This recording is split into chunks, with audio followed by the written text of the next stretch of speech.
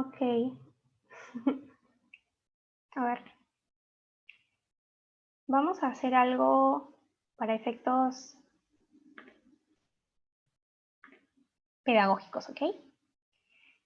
Voy a hacerles preguntas de acuerdo a lo que les estaba enseñando en la primera parte, ¿sí? Para ver si me han prestado atención. Entonces vamos a hacer como una recapitulación bastante breve para continuar, porque estamos un poco contra el tiempo, ¿sí? ¿Están de acuerdo? ¿Pueden escribirme o abrir su micrófono? No hay ningún problema. Ay, ok. No se preocupen, no se preocupen. Hay problemas con la red. Ok, entonces hacemos una recapitulación rápida, ¿ok? Sí, ya. El sistema respiratorio, ¿qué es? Es un conjunto de órganos que realizan el intercambio gaseoso del oxígeno y el dióxido de carbono. Estos componentes que podemos ver aquí de forma molecular, el azulito es el oxígeno molecular que encontramos en el aire, como O2, y el otro, que está de rojo y gris, es el dióxido de carbono. Las dos rojas simbolizan el oxígeno y la gris simboliza el carbono, ¿sí? Entonces, cuando respiramos, así como vemos en la ilustración, entra el aire a nuestros pulmones que están por dentro ramificados, ¿sí? Vamos a explicar estas estructuras más adelante. Las más grandes que podemos ver aquí inicialmente son los bronquios, que luego se ramifican mucho más y se convierten en los bronquiolos, ¿sí? Ok. Entonces, existen tipos de respiración. Una, que es la más externa, entre comillas, es la alveolar o la hematosis. Esta se encarga de simplemente introducir el aire dentro de los pulmones hasta llegar a los alvéolos. Los alvéolos se encargan de pasar, digamos, el oxígeno molecular que encontremos en el aire y pegarlos, de manera vulgar, lo estoy explicando ahorita, a la hemoglobina, ¿no? Y esta hemoglobina va a circular este oxígeno alrededor de todos los órganos a través de torrente sanguíneo. Y también va a traer el dióxido de carbono para devolverlo a los alvéolos y sacarlo en la exhalación, ¿sí? Ese es el primer tipo de respiración. El segundo tipo es el que llevan a cabo las células, ¿no? Luego de que pegaste el oxígeno a la hemoglobina, el torrente sanguíneo se va a encargar de esparcirlo a todo tu cuerpo a través de la sangre, ¿no? Entonces, este transporte de la hemoglobina con oxígeno va a llegar a cada una de las células de tu cuerpo y estas células se van a encargar de utilizarlo en distintos procesos celulares, ¿no? Como la respiración celular y así. Eso ya se los explicaron, creo, en la clase pasada, así que no voy a ahondar mucho en eso. Entonces, ellas son las que verdaderamente hacen el trabajo de nutrir a todo tu cuerpo a través de esta respiración, gracias a que fue llevado el oxígeno a través de la hemoglobina. Y este tipo de respiración se denomina respiración celular o de tejido. A la misma vez, estas células expulsan el dióxido de carbono, lo devuelven a la sangre lo saca, luego regresa al alvéolo y así como mencioné hace un momento, se retira en la exhalación. Ok, ¿cuáles son los componentes del sistema respiratorio? ¿Alguien quiere decirme un componente o todos de frente a los componentes? Pueden escribirlo o abrir su micrófono con total confianza. A ver qué han dicho. Laringe, muy bien, laringe. ¿Alguien más? Faringe, ok, muy bien. Tráquea, muy bien. ¿Alguien más? A ver, uno más. O creo que ya esos son... pulmón, ya, perfecto. Ok, muy bien, están atentos. Efectivamente, los órganos que han mencionado sus compañeros se encuentran en los órganos conductores, que forman parte más de la respiración alveolar, ¿no? Porque simplemente conducen el aire de afuera hacia adentro. Los iniciales son las fosas nasales, pero digamos que los orificios que están aquí en tu nariz no se llaman fosas nasales. Las fosas nasales son el espacio dentro. Estos orificios de aquí se llaman narinas. Sí, tal vez viviste toda tu vida engañado pensando que estas eran las fosas nasales, pero no lo son. ¿Ok? Tu nariz también, no sé si has visto un cráneo en algún momento, no tiene nariz el cráneo, hay un agujero en el cráneo. ¿Por qué? Porque simplemente tenemos un hueso muy pequeño en la parte superior, que es el hueso nasal. Sin embargo, lo demás no es hueso, es cartílago, que con el tiempo, como sabemos, ¿no? Se va a descomponer, pero el hueso no, en este caso. Entonces tenemos cartílagos a los lados y el del centro se denomina tabique nasal, ¿sí? Esa sería la parte de aquí. Este es un corte sagital de la nariz, es como si yo partiera una cabeza de costado, ¿sí? Ok, entonces, aparte de ello, tenemos dentro de la fosa nasal bastantes estructuras que cumplen una función especial. Una de ellas que conocemos todos son las vibrisas. ¿Cuál era la función de las vibrisas? A ver si me prestaron atención, pueden escribirlo o decirlo, no hay problema. Las vibrisas son los vellitos o los pelos en la nariz, recuerden. A ver, ¿alguien?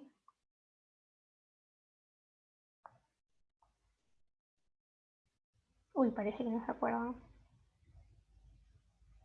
Parece que no se acuerdan. Uy, ¿sí se acordaron? Proteger de respirar algún contaminante. Claro, exacto, muy bien. Limpian el oxígeno, excelente. Luego tenemos otra sustancia que todos conocemos y estamos muy familiarizados con ella, que es la mucosa o el moco. ¿Cuál es la función de la mucosa? A ver, cuéntenme. Ajá, muy bien, humedece el aire. En realidad, como mencioné, todos los órganos que conducen cosas en nuestro cuerpo tienen esas glándulas que producen moco para proteger, digamos, a nuestros órganos de manera interna, ¿no? A través de, porque pueden dañarse, ¿no? Por sustancias o por las condiciones ambientales. El moco se segrega también para que el aire no entre muy frío, pero eso se encarga otro, digamos, otro componente, ¿no? A ver, ¿qué más están diciendo? Retener agentes contaminantes. Ajá, también. Sí, muy bien, muy bien. Sí, están atentos. Me gusta su análisis. Perfecto. Después también tenemos otra estructura, como les mencioné, digamos que aquí empieza tu nariz, ¿no? Pero luego tu nariz se conecta con otro órgano al otro lado. Y hay un orificio que conecta a la fosa nasal, perdonen, la fosa nasal con el órgano siguiente que va a venir por aquí. Y ese orificio se llama... No sé si me están respondiendo. Ah, claro, el otro componente es la nasofaringe, ¿no? Que compone a la faringe en total. Pero aquí el orificio que los conduce se llama coanas. No se olviden, se llaman coanas. ¿Ok? Ya, listo. Además de esto que ya les mencioné, tenemos también estos, no sé si los pueden distinguir aquí, que son como líneas que están aquí. Estas se llaman cornetes. Ahorita les voy a mostrar un corte en donde los vean mejor. Los cornetes también tienen una función. En esta imagen podemos ver el cornete inferior, el cornete medio y el cornete superior. Se encargan básicamente de disminuir la velocidad con la que entra el aire a través de la inhalación. ¿Sí? Ellos reducen su velocidad.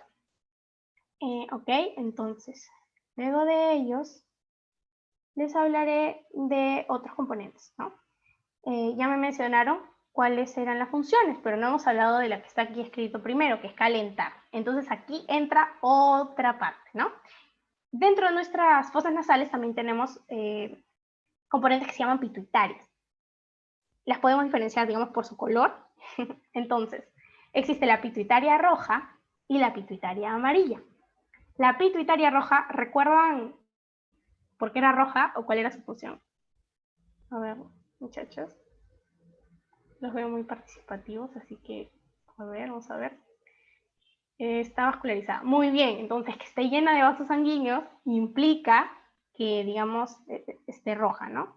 Por la circulación de la sangre. Y si está muy vascularizada y hay mucha circulación de sangre, su función va a ser calentar. Calienta el aire para que no entre muy frío a nuestros demás tractos, ¿no? ¿Por qué? Porque tampoco es bueno, ¿no? Esto implica también la segregación mayoritaria de mucosa. Cuando tú estás en un lugar muy frío, cuando cambia el clima, cuando estás en un lugar donde hay mucho aire acondicionado, dado que ya la pituitaria roja no puede calentar el aire, segrega más mucosa. Y es por eso que luego te sientes congestionado y así. ¿Sí? Ajá, exacto, muy bien. Más que todo calienta la pituitaria. Ok, perfecto, muy bien, me parece excelente. Y luego tenemos la pituitaria amarilla. La pituitaria amarilla también cumple una función importante. ¿Sí? ¿Recuerdan? Está conectada a un bulbo olfativo, está conectada a nervios olfatorios. A ver, no sé si se acuerdan. Cuéntenme. ¿No se acuerdan? Pueden escribir no me acuerdo. Igual lo voy a mencionar. A ver, los estiramos un ratito más. Para ver si se acuerdan. Ah, ya, no se preocupen. A ver. Tenemos las vías respiratorias se las parece un poco más didácticas. Ay, no sé qué significa esto. A ver. Ya, como no se acuerdan, les menciono otra vez, ¿no? La pituitaria amarilla, que se encuentra por aquí, te da la capacidad de percibir los olores. ¿Por qué? Porque percibe el estímulo que es la respiración, ¿no? ese estímulo luego es llevado a tu cerebro y tu cerebro dice, ah, mira, esto es olor a, no sé, café. Entonces tú dices, ah, sí, huele a café. Eso es lo que te permite la pituitaria amarilla, ¿no? Percibir los olores. Ya, listo. No olvidar, cierto, olvidé mencionar. La pituitaria roja, como mencionó su compañero, ahorita no recuerdo. Aquí, la persona de aquí. Esther, sí, ya. Mencionó que está muy vascularizada. Sí, en realidad la nariz está muy vascularizada, más que todo en esa parte.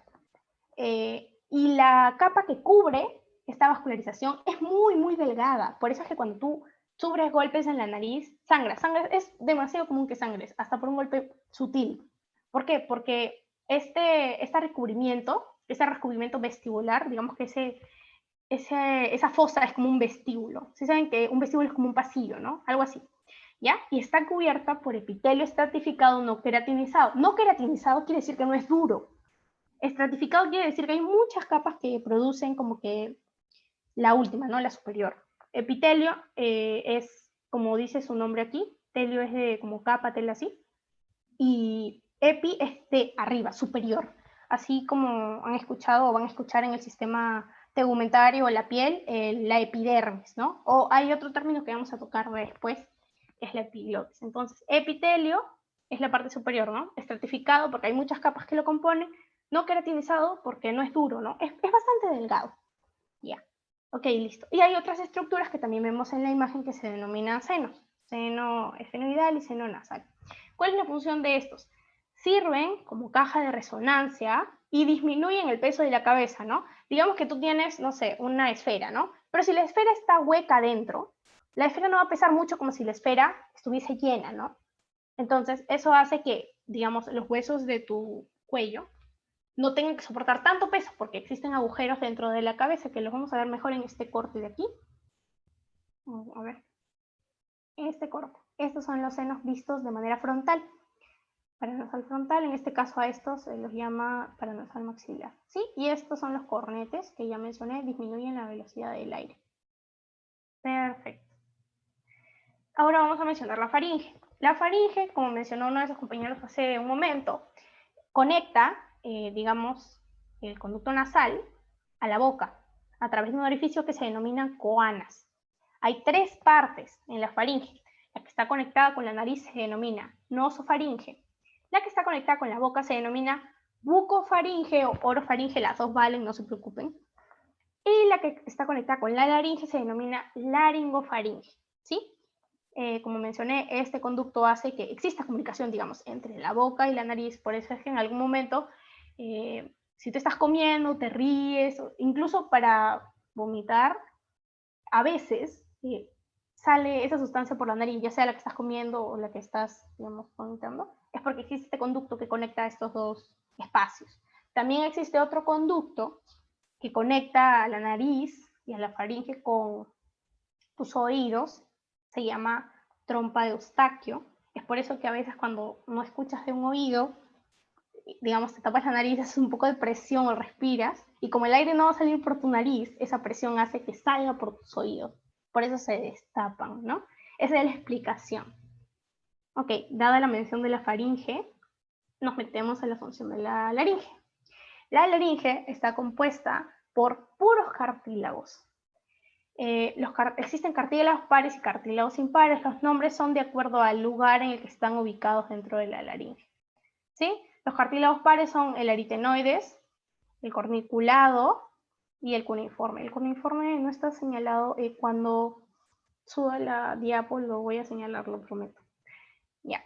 Y luego están los cartílagos impares, de los que se conocen muchas más funciones, ¿no? Tienen, digamos, un propósito. También cuando tienen infección al oído pasa la sanidad por el conducto. Ah, claro, sí. Eso también. Es muy cierto. Ok. ¿Qué más les iba a mencionar? Ah, sí, nos quedamos en los cartílagos impares. Los cartílagos impares son, el primero, el que está aquí, la epiglotis. La epiglotis, como dice su nombre, epi, está sobre la glotis. La glotis es el espacio por el cual va a pasar el aire en este trayecto, ¿no? Ese es la glotis. Pues, epiglotis, digamos que tapa la glotis. Ya. Ahorita vamos a ver una imagen en donde lo vean mejor. Luego hay un hueso en la laringe. Es el único hueso de nuestro cuerpo que no está conectado a otros huesos. Es muy gracioso, es como un hueso que está ahí de la nada. Ese hueso se llama hueso hioides. Luego están los otros cartílagos impares que son la tiroides. La tiroides sufre alteraciones a través del desarrollo humano, más que todo en el desarrollo de los varones. ¿Por qué? Porque el cartílago tiroides, digamos que crece en altas concentraciones de testosterona, ¿sí? Entonces, cuando los varones están en la época de la pubertad, de la adolescencia, segregan mucha testosterona, el cartílago hioides, digamos que crece o se ensancha y se forma lo que conocemos como la manzana de Adán, ¿sí? Por eso es que las damas no poseen, digamos, un cartílago hioides muy pronunciado porque no tenemos esas altas concentraciones de testosterona, ¿ok? ¿Sí? Perfecto. Dentro de la laringe también encontramos las cuerdas vocales. Existen dos tipos de cuerdas vocales. Las cuerdas vocales falsas y las cuerdas vocales verdaderas. Las cuerdas vocales verdaderas son las que nos permiten hablar, son las que me están permitiendo hablar ahorita. ¿Pero qué hacen las cuerdas vocales falsas? Como su nombre lo dice, no van a segregar, no van a emitir sonido, vocalización, no, fonación, pero van a proteger a las cuerdas vocales verdaderas. Esa es la función de las cuerdas vocales falsas. ¿Sí? Ok. Y luego viene el cartílago cricoides, que está aquí, que luego va a conectar con la tráquea. ¿Sí? Ok. Todo entendido hasta ahí, ¿cierto? Ahora vamos a ver cuál es la función de la epiglotis. La epiglotis tiene la función de tapar este tracto respiratorio cuando no ingrese aire, sino que ingrese la sustancia que conocemos como bolo alimenticio, ¿no? Aquí podemos ver, ¿no? Entra por la boca, el bolo alimenticio y pasa, pero no pasa a la laringe, sino que pasa al esófago. Sin embargo, cuando tu cuerpo recibe la sensación de que estás respirando, automáticamente la epiglotis se va a abrir, ¿sí? No sé si lo ven, es como una tapita, ya. Es por eso que cuando tú estás comiendo, intentas hablar o en algún momento no se respiras, tu cuerpo, digamos que percibe esa sensación de que está entrando aire y tiene que respirar, se abre la epiglotis y hay, digamos, un cortocircuito. Entonces, te atoras, ¿no? Sientes que te ahogas, en algunos casos incluso la comida pasa a la laringe y ya surgen muchas complicaciones. Por eso, por favor, cuando hablen no coman, es muy peligroso. ¿Sí? Ok, continuamos. El siguiente órgano con el que conecta la laringe es la tráquea. La tráquea es un músculo cartilaginoso. El músculo presente aquí es el músculo liso. Y luego el cartílago presente es cartílago hialino. El cartílago hialino es, como su nombre lo dice, ¿no? Es un poco transparente, aquí se escamatiza de color celeste. Luego en la clase de músculos, no sé exactamente en qué clase les van a explicar las diferencias entre los diferentes tipos de músculos, ¿sí?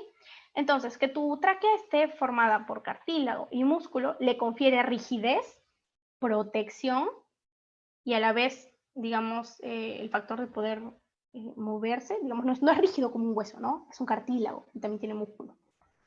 A través de la inhalación, la exhalación, se producen mínimos estiramientos de estos órganos, ¿no? Para poder mover el aire. Es por eso que también está compuesta de músculo. Ok, si hacemos un corte así, le cortamos así acá a la tráquea, vamos a ver que atrás está el esófago, como vimos en la ilustración anterior. Aquí abajo va a estar la tráquea y atrás va a estar el esófago. ¿Sí? Ok. Entonces, dentro de la tráquea, ese espacio por donde entra el aire se denomina también lumen, ¿sí? Luego vamos a ver aquí, este es el cartílago, también va a estar el músculo. Este es el músculo traqueal, que como mencioné hay movimientos en la tráquea, entonces se van a dar gracias al músculo traqueal, ¿sí? Miren, es como muchos anillos que cubren un músculo. Si tu tráquea fuese toda de músculo y no tuviese cartílago, cuando tú te echaras a dormir, tus otros órganos aplastarían tu tráquea y te ahogarías eventualmente. Por eso es importante la composición cartilaginosa de la tráquea también. ¿Sí? Bueno, la tráquea luego se va a bifurcar, como vimos en la primera imagen, en dos grandes partes. Esas dos partes van a tener un nombre propio después y se van a llamar bronquios. Los más grandes que están ahí arriba, estos que vemos aquí, son los bronquios primarios. Pero este espacio donde se divide la tráquea en dos se denomina carina. ¿Sí? Entonces aquí está la laringe que les mencioné antes, aquí está la tráquea, y vamos a pasar ahorita a explicar qué pasa con los bronquios. Ok, Los bronquios, como mencioné al principio, sufren una ramificación a lo largo de todo el pulmón, porque tienen que inervar muchas partes del pulmón. El pulmón es enorme, puede aguantar mucho aire, y dentro de ellos se va a llevar a cabo, como mencioné antes, el intercambio gaseoso. Es por eso que hay múltiples ramificaciones. Al final de cada ramificación están lo que denominamos alveolos. ¿Sí?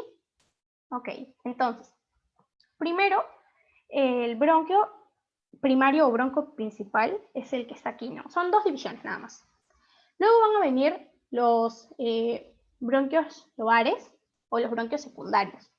Este de aquí de la derecha que podemos ver aquí se va a dividir en dos. Por otro lado, el de la izquierda, no, esperen, necesito tener en cuenta que es una vista como que tú dices, o sea, este es el pecho de la persona, ¿sí? No sé si me explico. ¿Qué pasa? Está al revés. Ajá, exacto, sí. Necesito explicar que esta es una vista, digamos, frontal, ¿cierto? Ok. Entonces, este es el derecho y este es el izquierdo, ¿sí? ¿Sí me entienden, verdad? Como dijo su compañero. ¿Me confirma, porfa? Ok, perfecto.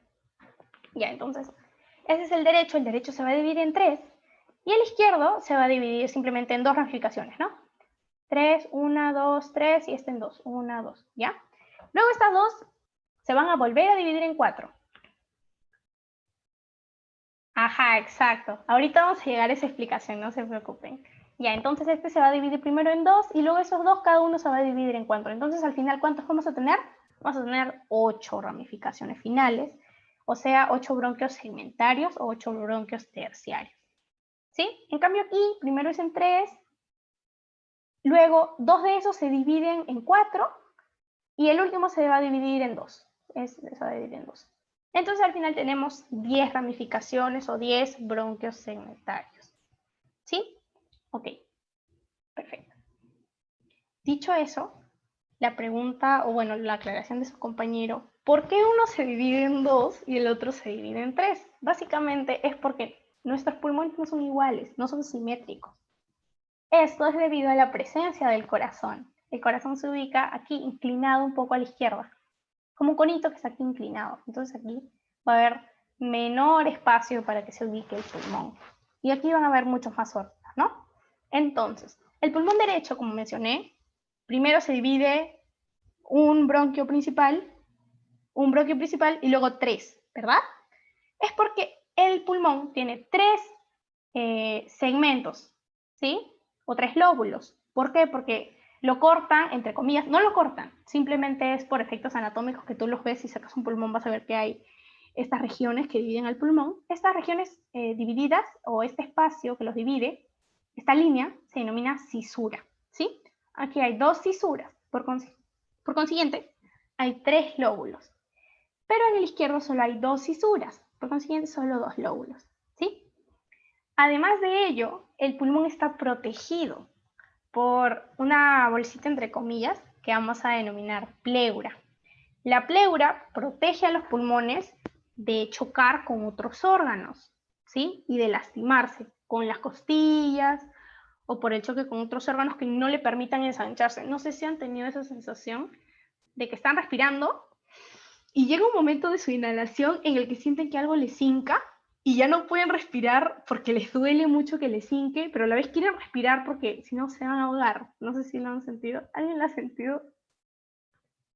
Sí, exacto. Y tú te asustas, ¿no? Entonces, ¿por qué pasa esto? Porque es el choque de la pleura con otros órganos. Casi siempre pasa cuando estás echado o sentado en una posición que no deberías estar. Eso significa que tus órganos se están moviendo dentro, ¿no? Entonces tienes que sentarte, por eso también es que te recomiendan que te sientes bien, que te eches de alguna manera a veces, para que no choquen tus órganos, porque tus órganos no están estáticos. Si bien es cierto, los contienen algunos huesos, como por ejemplo en la parte de acá, la caja torácica a través de las costillas, pero eso no impide que por dentro existan más órganos con los cuales choquen tus pulmones. Entonces, ese dolor es causado por el choque pleural con algún otro órgano. Así que ahora conocen la causa. Por favor, guarden una buena postura. ¿Sí? Ok, perfecto. Listo. ¿Qué más? Sí. Entonces, como les mencioné, la pleura protege al pulmón. La parte de adentro de la pleura que choca con el pulmón se denomina pleura visceral. Toca las vísceras, no tus vísceras, en este caso tus pulmones. Y la parte de afuera que lo protege de los otros órganos se denomina pleura parietal. Aquí podemos ver, ¿no? Esta es la parte de afuera y esta es la parte de adentro. ¿Sí? Y además también lo protege del choque con otro componente de otro. Esto tiene más que ver con otra parte del cuerpo, pero aquí también interviene, que es el diafragma. Es otro músculo que va a permitir la exhalación y la inhalación. Luego lo vamos a ver en una ilustración, creo. Listo. Explicado ello, continuamos. Ay, no, me pasé. Listo, no. Ay, no. Ahí estoy adelantando, disculpen. Ya, listo. Entonces, para diferenciar nuestros pulmones, el derecho va a pesar 600 gramos. Por el espacio del corazón en el pulmón izquierdo, este solamente pesará 500 gramos. ¿Cuántas fisuras hay en el pulmón derecho? Hay 2 fisuras. 1, 2. Y lo dividirá en 3 lóbulos. Y las ramificaciones de los bronquios secundarios van a dar origen a 10 segmentos, 10 ramificaciones finales, ¿recuerdan? Luego en el izquierdo solo hay una fisura, por consiguiente solo 2 lóbulos y 8 segmentos porque este, que es el bronquio primario, se dividirá en 2 y cada 2 se dividirá en 4. Entonces vamos a tener 8 segmentos. Continuamos. El pulmón derecho, bueno, igual, el pulmón derecho y el pulmón izquierdo están inervados, como vemos aquí, o sea, entra la tráquea al pulmón, ¿no? Entra, como vimos en la primera, vamos a hacer un recordaris de la primera aquí, ¿sí? Así rapidito. Entran, los bronquios primarios entran dentro del pulmón, ¿no? Pero, ¿cómo es que entran? Existe, digamos, un agujero o una región que les permite entrar. Y este agujero o región se denomina ilio, ¿sí? Se denomina ilio. Pero no solo entra el bronquio primario, también entran venas y arterias. Como mencionamos antes, o sea, tal vez se pregunten, no, pero ¿por qué entran venas y arterias si solamente necesitamos que entre el aire? Les mencioné al principio que la entrada de aire tiene el propósito de transportarlo a todo el cuerpo. ¿Y cuáles son las estructuras que llegan a todo el cuerpo? Los vasos sanguíneos, las venas y las arterias. Las venas que están... bueno, disculpen, un lapsus. Las venas pulmonares, en este caso, son, como su nombre lo dice, ¿no? Son venas pertenecientes o que están... que hacen contacto con el pulmón. Un seguido de la vena conduce sangre. Ajá, muy bien. Y la arteria conduce sangre oxigenada. Muy bien, sí. Disculpen que creo que aquí había un problema porque normalmente, no sé si lo han visto en algunas imágenes, ¿sí? Que las arterias están representadas por el color rojo, ¿sí? Porque es sangre oxigenada. Y las venas están esquematizadas con el color azul. Ajá, muy bien, exacto. O sea, la pregunta es si por qué tienen que haber arterias y venas, porque está el intercambio de oxígeno en el torrente sanguíneo, de que tú tienes que dar el oxígeno a la hemoglobina para que lo lleve a todo el cuerpo, y a la vez esas células que ya captaron el oxígeno te están devolviendo el CO2, y ese CO2 tiene que salir de tu cuerpo. Es por ello que también entran venas y arterias. En este caso, la arteria pulmonar y la arteria bronquial y las venas pulmonares, ¿sí?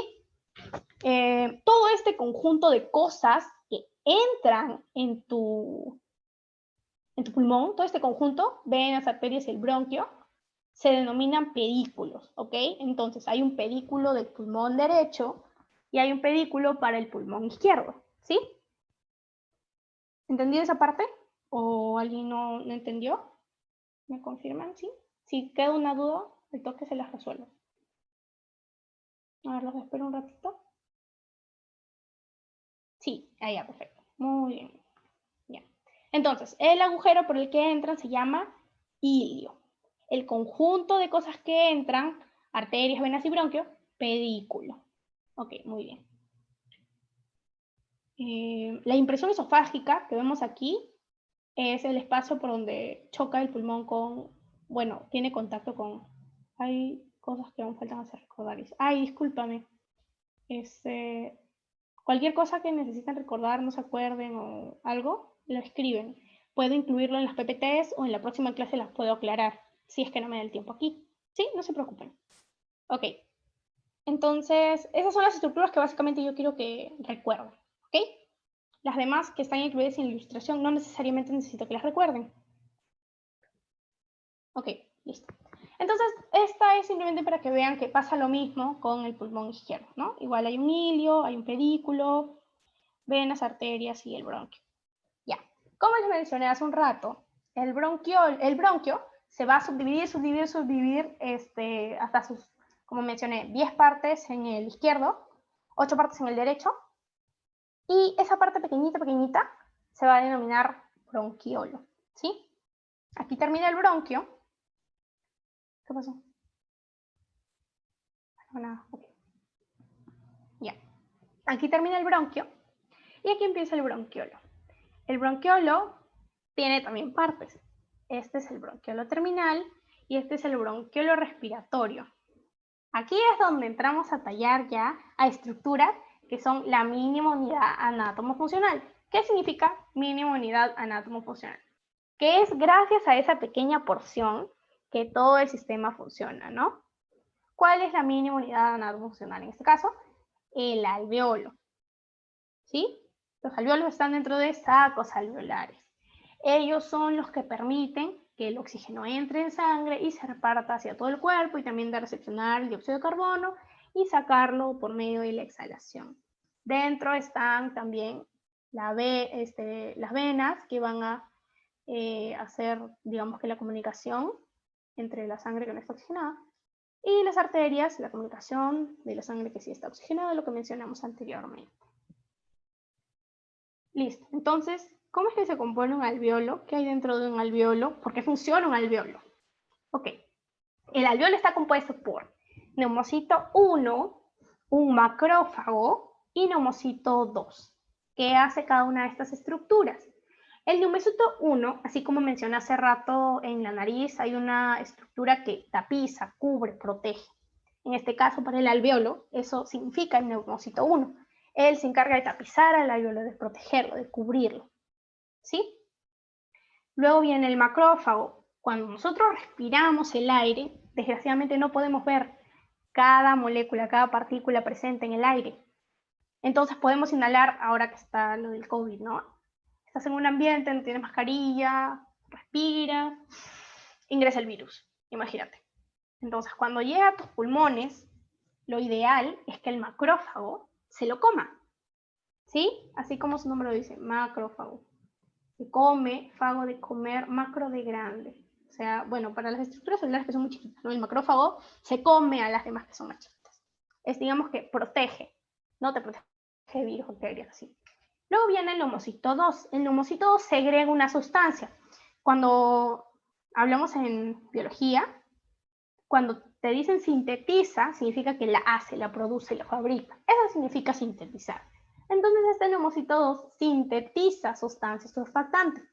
Esta sustancia es como un moquito, ¿sí? Lo que dice en la nariz, igual acá, pero tienen la función de que no se peguen entre sí las paredes alveolares. ¿Te das cuenta? Por ejemplo, este es un alveolo, ¿no? Entonces, si tú respiras, si te mueves, si el macrófago actúa, no puede ser que el macrófago se quede pegado a la pared del alveolo, ¿no? Imagínate que el macrófago se quede pegado a la pared del alveolo, al neumocito 1, imagínate.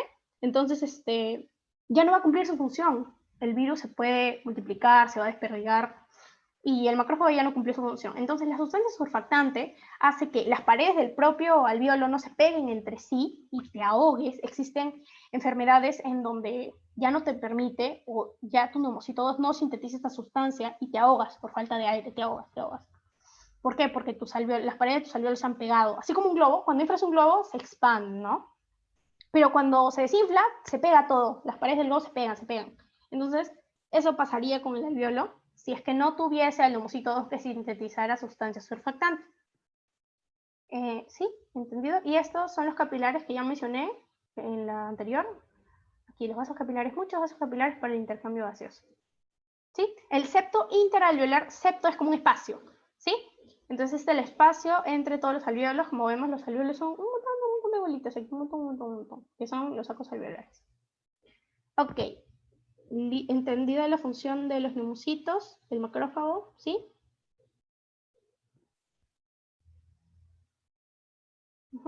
A ver. Ok, perfecto. Seguimos. Entonces, ustedes se preguntarán, ¿qué tan fácil es transportar el oxígeno o el dióxido de carbono a través de estos vasos sanguíneos o en las arterias? Pues básicamente estas moléculas tienen que atravesar lo que ya les mencioné, ¿no? ¿De qué está compuesto, por ejemplo, el alveolo? Está compuesto de los neumocitos que lo tapizan y del que segrega la sustancia surfactante. Entonces, esto significa, esta es la arteria, ¿no? La arteria o la vena, y este es el neumocito. Entonces, si yo soy oxígeno que está afuera, o dióxido de carbono, no sé, imagínate que estoy afuera, ¿no? Entonces tengo que atravesar la pared capilar, que es esta. Está compuesta por membrana basal del epitelio capilar, ¿sí? Aparte de ya, imagínate que ya crucé la pared capilar, la membrana. Tengo que atravesar también la que recubre al alveolo. ¿De qué está compuesta esta? De la pared alveolar, de la sustancia surfactante, del epitelio alveolar y de la membrana basal del epitelio alveolar. Entonces, recién ahí es que yo llego adentro del alveolo. Para salir, es lo mismo por al revés. Entonces, ¿qué hago para salir? Tengo que atravesar la sustancia surfactante que recubre el alveolo para que no se pegue con por sí mismo, ¿no? Así, sus paredes. Tengo que atravesar la sustancia surfactante. ¿Qué más? Tengo que atravesar la pared alveolar, que está compuesta por el epitelio alveolar, que es el de afuera, como les mencioné. El epitelio es el que recubre desde afuera, ¿sí? Y luego también la membrana basal del epitelio alveolar, o sea, la membrana que hace el epitelio alveolar, ¿sí? Y recién allí ya pasé al alveolo y ahora tengo que pasar al vaso sanguíneo. Entonces tengo que atravesar su pared capilar, que está compuesta de membrana basal del epitelio capilar. Y ahí recién he llegado, digamos, a la sangre y recién se va a poder ocurrir el transporte de esa molécula, ese oxígeno, o sea, dióxido de carbono. ¿Sí? ¿Entendido? ¿Camino? ¿O no? ¿O falta alguna aclaración? Cuéntenme. Ah, ya, muy bien, perfecto. Disculpen si les pregunto cada rato, porque si es que algo no les queda claro, tienen que preguntar. Así como mencionó su compañero aquí, sangre rica en oxígeno se va, sangre pobre en oxígeno regresa y así el intercambio. Ok, entonces, como les mencioné hace rato, en realidad les di muchos spoilers. ¿Cómo viaja el oxígeno? El oxígeno, digamos que se pega a la hemoglobina, entonces este producto del oxígeno pegado a la hemoglobina se denomina oxihemoglobina. Este es el que viaja a través del torrente sanguíneo, llega a todas las células y se los transfiere. Pero también viaja el dióxido de carbono.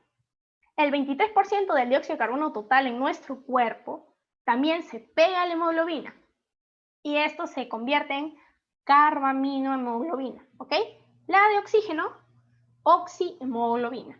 La de dióxido de carbono, carbaminohemoglobina, ¿sí? Y ese es el 23% del dióxido de carbono que hay dentro de nuestro cuerpo. 23%, todavía falta. Ok, sí, lo vamos a explicar. Hay otro 70% que está disuelto en nuestra sangre. Digamos que se transforma a través del contacto con el agua. Uy, no. Aquí es agua. ¿Sí? Ok. Ya, entonces, el dióxido de carbono hace contacto con el agua, sufre una serie de transformaciones químicas y se convierte en bicarbonato disuelto en sangre. Ese es el otro 70% de dióxido de carbono que está dentro de nuestro cuerpo. Pero falta, ¿no? Falta un 7%. Ok, ese 7% simplemente viaja como dióxido de carbono disuelto. No se combina con nada, no interactúa con nadie y está allí, ¿no? En nuestro cuerpo. Ok. Pero hay una parte que hace que si tú aspiras monóxido de carbono, no sé si han escuchado de las intoxicaciones a veces, sí saben por qué los gases tienen olores, ¿no? En realidad la mayoría de gases no tiene olor y les hemos puesto químicamente olor para detectarlos y no morir. Entonces, digamos que si en tu casa se sale el gas o estás trabajando en algún lugar en donde trabajan con esas sustancias gaseosas que son tóxicas, si tú empiezas a oler, huele a metano, huele a, no sé, monóxido de carbono, tú dices, hay algo que está fallando, tenemos que evacuar, tenemos que ventilar, cierrar las llaves del monóxido de carbono y así, ¿no? Por eso es que algunos gases tienen olor, porque unos no tienen olor naturalmente. Entonces es para evitar accidentes, más que todo. Ajá, exacto. O sea, si tú encuentras el gas de manera natural, algunos no tienen olor, como les mencioné. Entonces, químicamente les hemos dado esa propiedad para protegernos. Ok. Entonces, existe este gas que es el monóxido de carbono. Tú te intoxicas con monóxido de carbono porque este es más afín. Es como que tú tengas amigos, ¿no? Digamos que tu mejor amigo, tú y otro amigo, ¿no? Entonces, ¿tú qué vas a querer? ¿Salir con un amigo que no conoces mucho o salir con tu mejor amigo? Vas a querer salir con tu mejor amigo. Son más amigos, hay más afinidad. Eso pasa con la hemoglobina y el monóxido de carbono. La hemoglobina es más afín, se conecta mejor, se vincula mejor con el monóxido de carbono que con el oxígeno. Entonces, por eso cuando tú respiras, un ambiente que está cargado de monóxido de carbono y que también está cargado de oxígeno, la hemoglobina va a preferir conectarse con el monóxido de carbono que con el oxígeno y por eso es que te intoxicas. Esta combinación de monóxido de carbono y hemoglobina es tóxica y se convierte en carboxihemoglobina. La carboxihemoglobina es la que es tóxica para tu cuerpo. No confundir, por favor no confundir, con la carbaminohemoglobina, que es el viaje del dióxido de carbono a través de la hemoglobina, a través de la sangre con la hemoglobina. Este está bien, este no te causa ningún daño, este es dióxido de carbono. El que te causa daño es el monóxido de carbono con la hemoglobina, que hace carboxihemoglobina. ¿Sí? Ok. Entonces, los procesos de respiración que todos conocemos son involuntarios, ¿cierto? O sea, no es como que yo ahorita me olvide de respirar, estoy haciendo otra cosa, estoy comiendo, estoy haciendo mi tarea, estoy dando la clase, pero no estoy pensando en respirar. No por dejar de pensar en respirar, voy a dejar de respirar. Ya desactivé su respiración automática, ahora están pensando en que están respirando seguramente. Ya. ¿Por qué respiras sin tener que pensar en respirar? Como cuando piensas en escribir, como cuando piensas en tomar algo, porque está dirigida por una parte del sistema nervioso que es automática. Esta parte es el bulbo raquídeo. El bulbo raquídeo dirige tu respiración inconscientemente para que no mueras si es que olvidas respirar. ¿Sí? Estos dirigen los músculos intercostales y el diafragma para que se lleve a cabo tu respiración. Entonces, no hace falta que lo pienses. Automáticamente, los músculos intercostales van a trabajar, tu cuerpo va a seguir asimilando el oxígeno, botando el dióxido de carbono. ¿Sí? Les mencioné el diafragma hace un momento, ¿no? Interviene también de manera dentro del proceso de respiración. ¿Por qué? Porque el diafragma también hace una fuerza contra el pulmón o también se relaja. ¿Por qué? Por ejemplo, para respirar, que en realidad este proceso es de inhalación, tu cuerpo tiene que meter el aire de afuera adentro. ¿Pero cómo lo hace?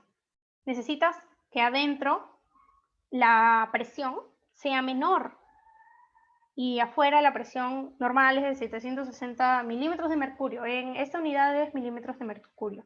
¿Sí?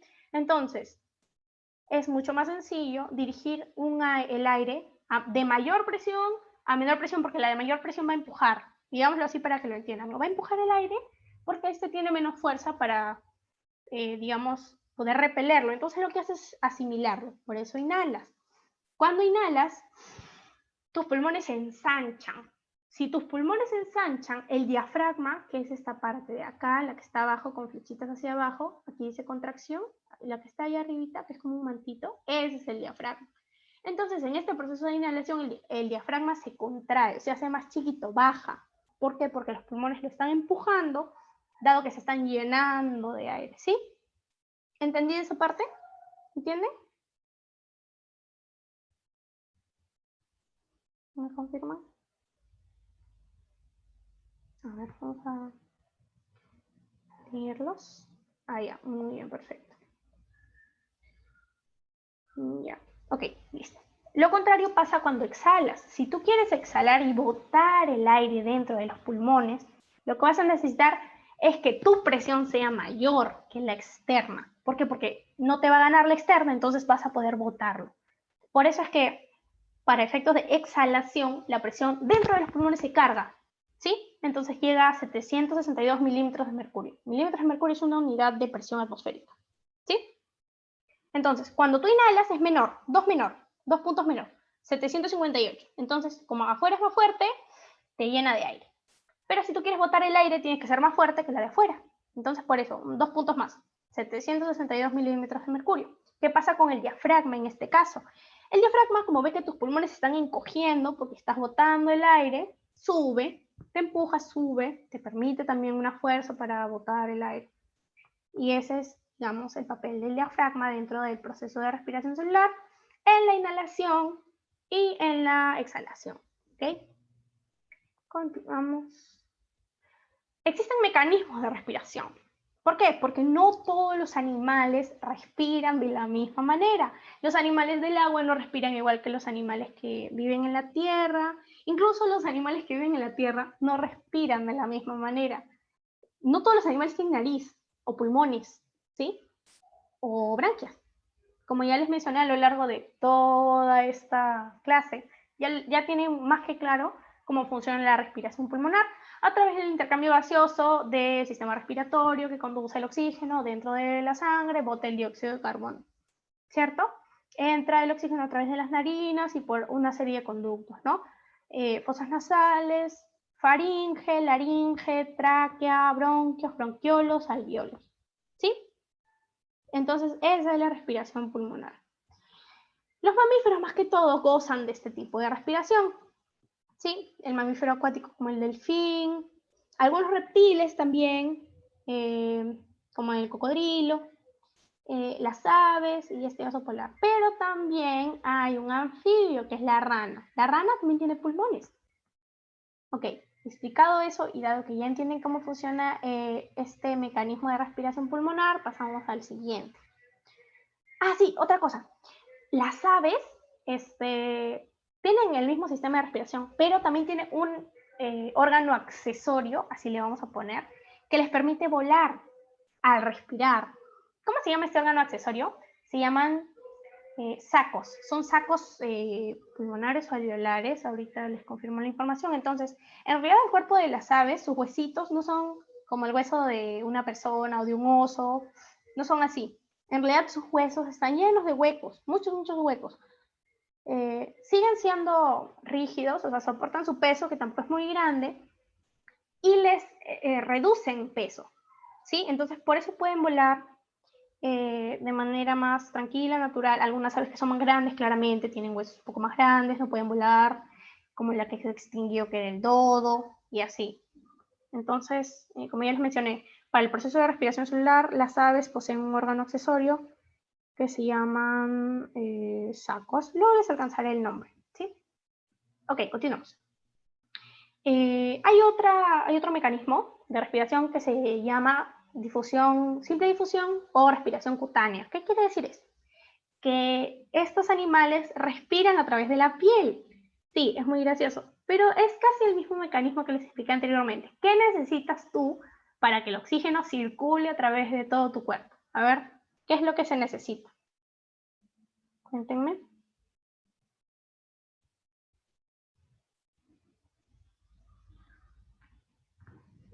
Los leo, a ver. ¿Qué necesitas tú para que funcione todo este mecanismo de respiración? Para mantener a cada célula de tu cuerpo bien, oxigenada. ¿Alguien? A ver, les doy un ratito más.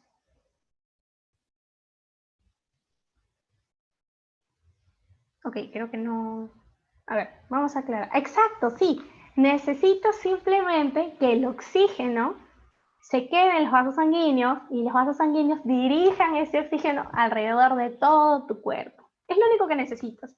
Entonces, hay algunos animales que no requieren de tantos órganos porque sus vasos sanguíneos están muy cerca a lo que viene siendo su piel, ¿sí? Y eso requiere la oxigenación, o sea, eso basta para oxigenar todo el organismo. Más que todo son organismos chiquitos. Digamos que oxigenar a un animal muy grande a través de la piel y llegar a todas las células de su cuerpo es bastante difícil. Entonces, por ello que estos animales tienen una respiración de tipo cutáneo, respiran por la piel. La piel es tan delgada que el oxígeno puede atravesarla y llegar a los vasos sanguíneos. En algunos casos el agua tiene disuelto el oxígeno, o si no, los animalitos tienen mucosa que disuelven el oxígeno o atrapan el oxígeno, que permiten el transporte hacia los vasos sanguíneos, así circula y es lo mismo, intercambio de CO2, ingreso de oxígeno, intercambio de CO2. Esta capita, la primera capita, no sé si en algún momento han visto un gusano, han tocado un gusano, la primera parte es un poquito dura, ¿sí? Es delgadita, pero un poquito dura. Esa parte se llama cutícula, esta parte protege y le da un poco más de rigidez al animal. Pero abajito de esta se encuentra el epitelio, que ya hemos mencionado bastante anteriormente, que es la capa de la piel superior. Entonces, estas dos estructuras son las que permiten el ingreso del O2 a la sangre del animalito. Ok, continuamos. Perdonen, los ejemplos de respiración cutánea de los animales que respiran por la piel, simplemente tienes que tener en cuenta algunas cosas. ¿Tienen nariz? ¿No tienen nariz? Entonces, ¿cómo respiras? La estrella de mar no tiene nariz, no tiene conductos por donde puede ingresar el aire. Entonces, la estrella de mar respira por la piel. Es una respiración cutánea. Las medusas tampoco tienen nariz ni tienen órganos que hagan circular el aire, menos en el agua. Y no tienen branquias tampoco. Entonces, su respiración es cutánea. Y aquí otra vez encontramos a la rana. La rana tiene también una respiración cutánea por la piel. Se desarrolla desde que nace hasta que muere. Entonces ya la rana tiene dos tipos de respiraciones. La pulmonar, que vimos al inicio, aquí, tiene pulmones la rana, pero también respira por la piel. Su piel también es bastante delgada, en su mayoría posee mucosa sobre la piel, está en ambientes marinos, ambientes acuáticos, entonces también respira por la piel. Ese es otro desarrollo de lo que viene siendo el proceso de desarrollo de la rana. Luego vamos a entender por qué. Otro tipo de respiración es la respiración traqueal. Estos animales cuentan con circulitos, agujeros alrededor de su cuerpo que se llaman espiráculos o estigmas. Es gracias a estos agujeros que el aire puede ingresar dentro del animal. También poseen una tráquea, pero si se dan cuenta, ellos no necesitan una nariz, una faringe, una laringe. Simplemente necesitan la tráquea para movilizar el aire que va a entrar por el espiráculo. Están en su mayoría alrededor de la parte ventral de su cuerpo, como aquí. Sí, esos huequitos. Ok. Y luego esta tráquea se va a ramificar también. No son bronquios, siguen siendo como extensiones de la tráquea. Y estos van a llegar a las células, así como llegan los alvéolos a nuestras células. Pero estos son de manera más directa. Entonces ya estos ingresan el oxígeno a las células a través de estos tubos de transporte. Las células captan el oxígeno y hacen lo mismo que nuestras células, ¿no? Lo captan, lo usan en diferentes procesos, luego devuelven el dióxido de carbono y así funciona este sistema traqueal. Es bastante sencillo. Los ejemplos de animales que usan este sistema son insectos, artrópodos, las abejas, los saltamontes, las arañas. Aquí ya no está la rana. Y la última respiración que les voy a mencionar es la respiración branquial. Es a través de las branquias que se encuentran en las partes, digamos, laterales de los peces o también del tiburón. Luego vamos a verlo en el ejemplo. Digamos que entre el agua, ¿no? Entre el agua, cuando entra se queda atrapada en estas crestas branquiales y a través del camino que, digamos, surcan en estas crestas branquiales es que, las crestas branquiales están llenas de vasos sanguíneos, llenas de vasos capilares. Entonces, entra el agua con O2, se asimila, al toque se mete en sangre, se lleva a todas las células del cuerpo del pez y luego se intercambia por CO2 y se bota también a través de la branquia. Entonces, gracias a la circulación del agua en este ambiente marino, que el pez tome el oxígeno que está dentro de esta agua, lo redirige. Esta branquia, también podemos ver, es bastante delgada, ¿no? Entonces permite fácilmente que el oxígeno entre y ya sea transportado a través de su sangre, ¿no? Otra cosa que tengo que mencionar es que los animales no tienen sangre. No sé si han aplastado alguna vez a un animal o han tenido que matarlo, o han visto un animal muerto. No tiene sangre, su sangre no es roja, porque ellos no tienen sangre, ellos tienen hemolinfa. Van a explicar esto después en el sistema circulatorio, tal vez. ¿Sí? Ok. Entonces, es gracias a esta respiración que los peces pueden llevar a cabo su vida normal en el agua, ¿no? No necesitas aire para ingresar oxígeno en tu cuerpo. También está en el ambiente acuático. ¿Sí? Es más que todo, estos sistemas más que todo están regulados por la sensibilidad que tiene el organismo, el cuerpo, de meter el oxígeno adentro, ¿no? Si tu piel es más sensible, si tienes órganos sensibles que pueden hacer que el oxígeno entre en tu cuerpo de manera sencilla, no como nosotros, entonces el intercambio gaseoso va a ser más fácil y vas a necesitar menos estructuras para llenar a tu cuerpo de oxígeno, ¿no? Listo. Y los ejemplos son bastantes animales acuáticos que ustedes conocen. Los pulpos tienen las branquias más o menos por aquí. Aquí no se ve, pero por aquí están sus branquias. Los tiburones aquí muy remarcadas sus branquias. Otra vez la rana. ¿Por qué la rana? Otra vez, si no le veo branquias. Ahorita les explico. Ah, y también los cangrejitos. Aquí están. Ok. La rana tiene esta respiración branquial porque la rana sufre un proceso que se llama metamorfosis. Respiran por la cloaca. No, no respiran por la cloaca. No. Ok, no entiendo tu chiste. Continuamos. A ver, ¿cómo les explico? Uy, no, este video no. Ya, aquí.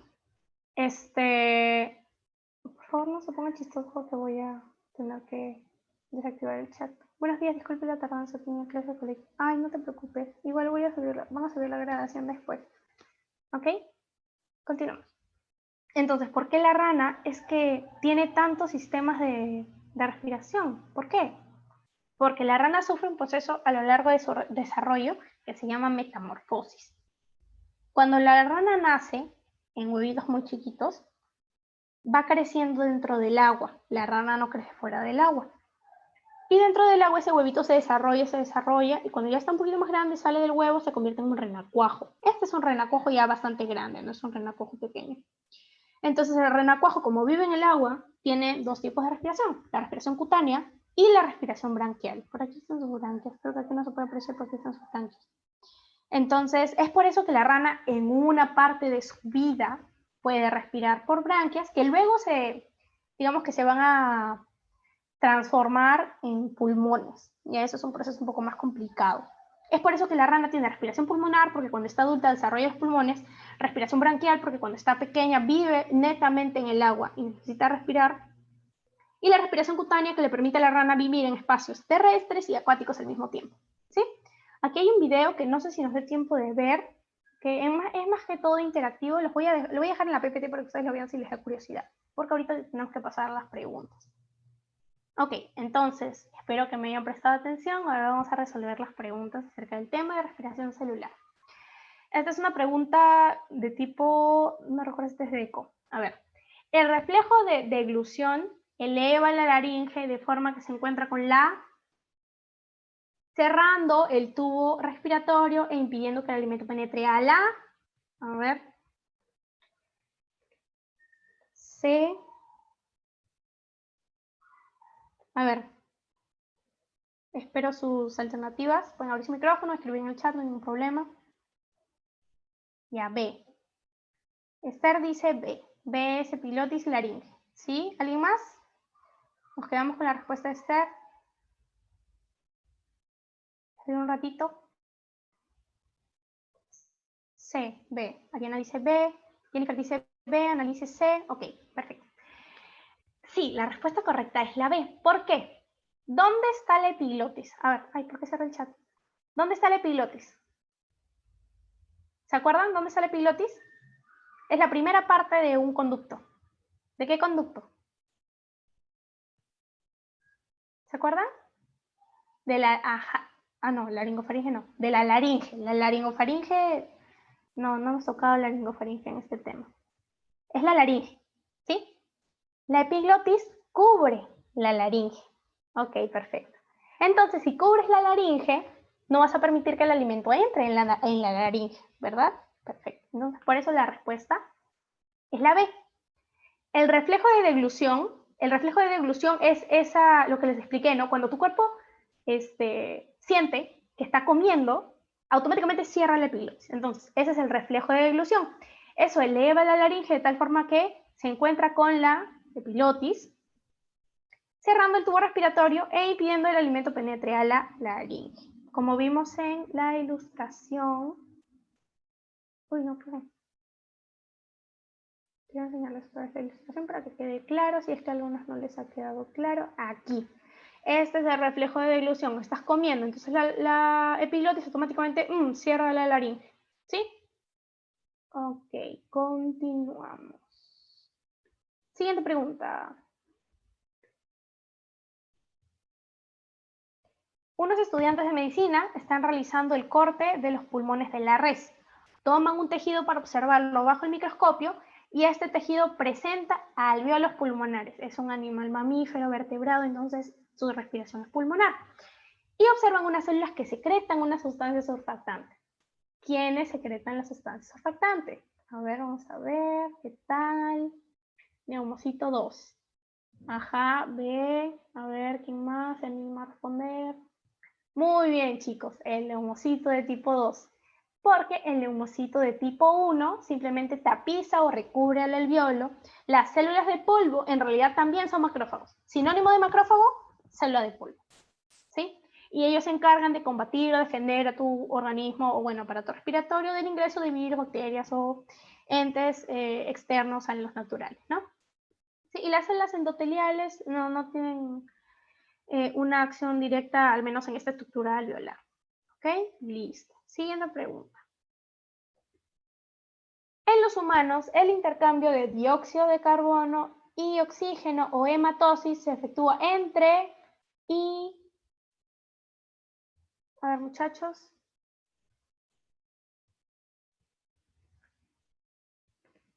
Los leo, voy a dejarlos aquí al costadito.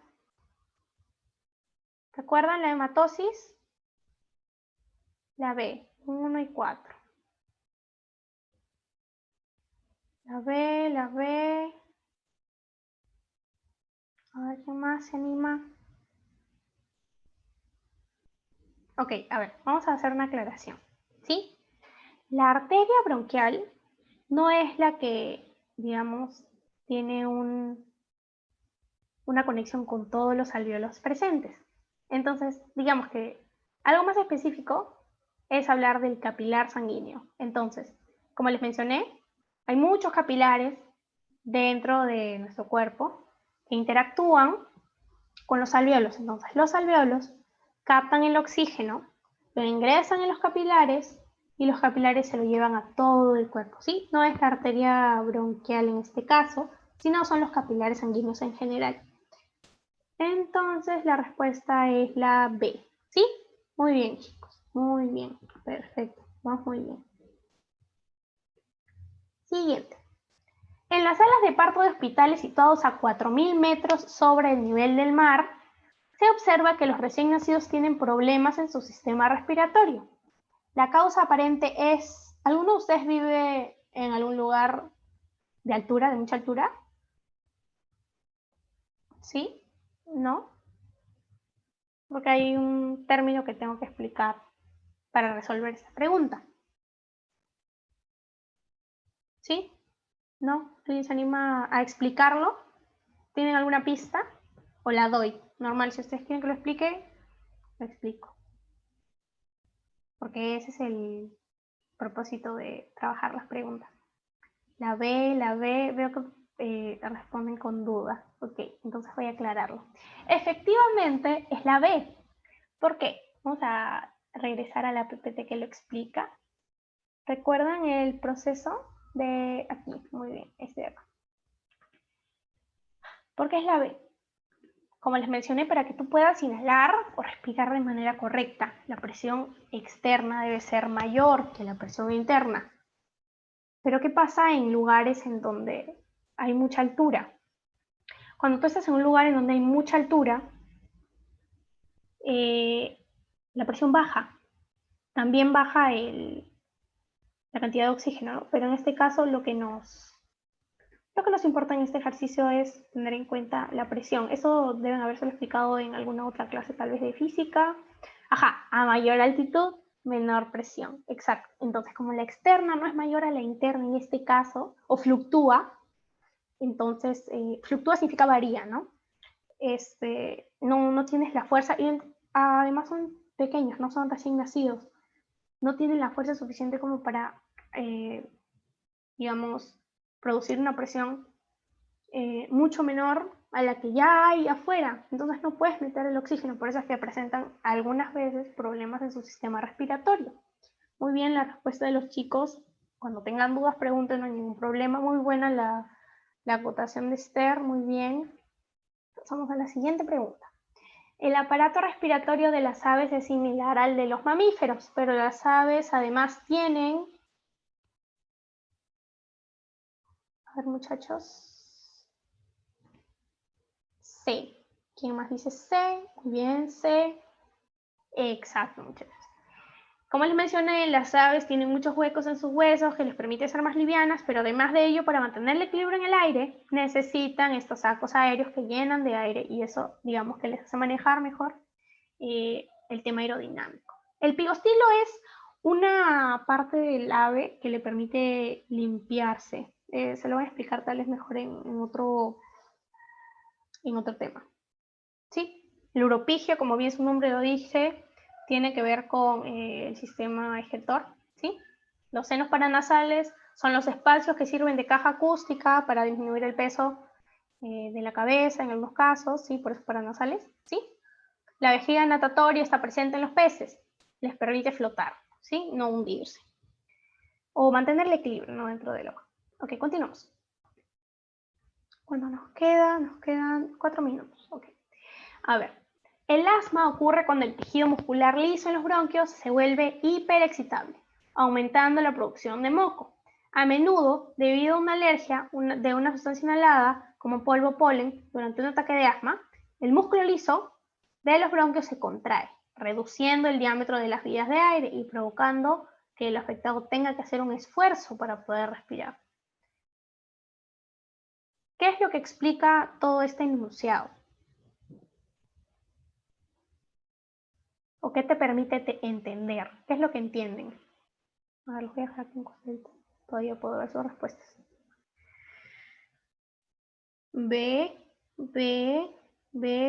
A ver. Sí, muy bien, chicos. Excelente su comprensión de lectura.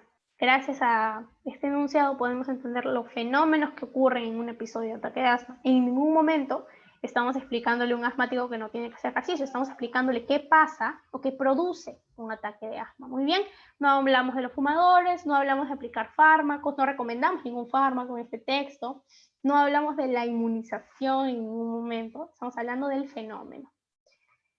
Excelente. Siguiente. Las branquias efectúan el intercambio de dióxido de carbono por oxígeno entre el epitelio del arco branquial y... A ver, muchachos.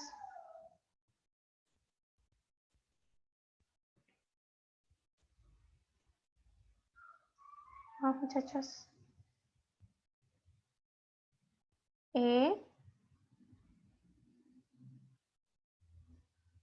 más? ¿Qué tal? A ver, ¿quién más? Muy bien. ¿Alguien más? ¿Uno más? ¿Cuánto tiempo tenemos? 2 minutos. A ver, vamos a señalarlo. Sí, la respuesta es la E. Como les mencioné hace un rato, simplemente las branquias son tan delgadas, o sea, la barrera que impide que el oxígeno entre y que el dióxido de carbono salga, es tan delgada que llega directamente, es bastante vascularizada también, ¿no? Y llega directamente a los vasos sanguíneos que la transportan el oxígeno hacia todas las células del pez. Muy bien, como mencioné hace un momento, la vejiga natatoria es para controlar que floten o no floten en el agua, ¿sí? No hay faringe dentro de los peces, y el epitelio del arco branquial, o sea, si ya estás intercambiando el CO2 y el O2, no necesitas oxígeno disuelto en agua, ya lo estás metiendo. Siguiente. La respiración la efectúan por los celenterios como la malagua. La malagua, ¿saben qué es la malagua, no? La malagua es como una medusa, ¿sí? Entonces la respuesta aquí es... ¿Se acuerdan?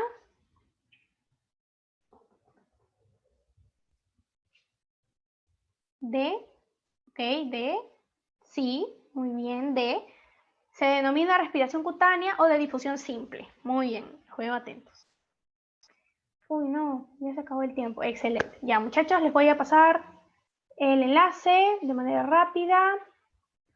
por el chat. Aquí está el enlace. Vamos a activar las respuestas y vamos a copiar el link. Listo, nos vamos al chat y pegamos el enlace. Ahora voy a activar las respuestas, ¿no? Dígame que sí. Ah, sí, activé las respuestas. Ya, chicos, por favor, registren su asistencia. No olviden que para registrar su asistencia tienen que poner lo que les indican en todas las clases, ¿no? Su número, el código de país y ya. Recuérdenlo así. Supongo que están familiarizados. ¿Qué están diciendo? Lo pasé en el chat, ahí está en el chat. ¿Sí pueden ingresar? ¿O no? Ay, no, es que está en privado. Perdonen. Ya, listo. ¿Pueden entrar? ¿Me confirman, por favor? Voy a ir viendo si ya han respondido. Espera un ratito nomás. ¿Sí? Para ver qué respondan. A ver. No veo respuestas, no. Ya, listo, sí pueden entrar. Ya, les doy un ratito para que registren su asistencia. ¿Cuántos son? No olvidé cuántos son. Hay 27. Muy bien, creo que ya están respondiendo. Perfecto.